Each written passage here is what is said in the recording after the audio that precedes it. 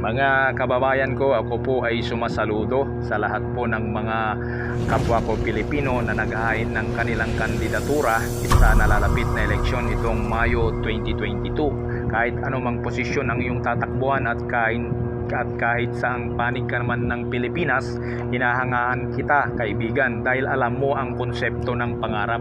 Alam ba natin mga kabayan ang konsepto ng pangarap? Kung gusto mong maging konsehal ng isang bayan, kung gusto mong maging mayor ng isang bayan, kung gusto mong maging isang vice mayor ng isang bayan, gobernador, vice-gobernador, kahit anumang posisyon, kinakailangan mong tumakbo para marating mo ang iyong pangarap. Kaya ngayon pa lamang, matalo manalo, kino-congratulate kita dahil inumpisahan mong abutin ang iyong pangarap. At lalong-lalo na mga kabayan, yung mga batikang politiko na sila ay nagkaroon na ng kanilang experience. Congratulations po dahil pinagpapatuloy nila ang kanilang mga pangarap na makapagsilbi sa bayan.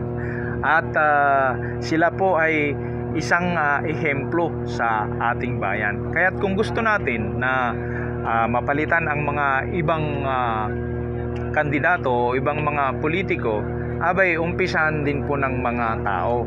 Kasi ang ibig sabihin ng politics is the study of power. Kapag sinabi nating politics is the study of power, dito papasok yung influence at saka influential. Kapag sinabi nating influential, sila yung mga leaders, sila yung mga kumakandidato na nagkakaroon ng influensya na walang pagpupumilit o pagpipilit upang tayong mga tao, tayong mga mamamayan ay iboto natin sila base sa kanilang plataforma, base sa kanilang hangarin. Dahil ang mga kandidato, ang mga politiko ay pinangarap din nila yan. At natutuwa nga lang tayo dahil ang kanilang pangarap, kanilang ginagawa. Hindi kagaya ng iba na kung gusto mong mangarap hanggang salita lang at isip lang, sila matalo man manalo, gaya ng sabi ko, sinasaluduhan ko na sila dahil sinubukan na nila at inumpisahan na nilang abutin ang kanilang pangarap, ang magiging magsilbi sa kanilang bayan, sa kanilang syudad, sa kanilang lugar. Kaya saludo ako sa mga taong ito. Hindi ko tinitignan ang kanilang qualification dahil alam ko naman na ang kwalifikasyon ng mga kandidato, gaya nga na lang ng isang presidente ay able to read and write.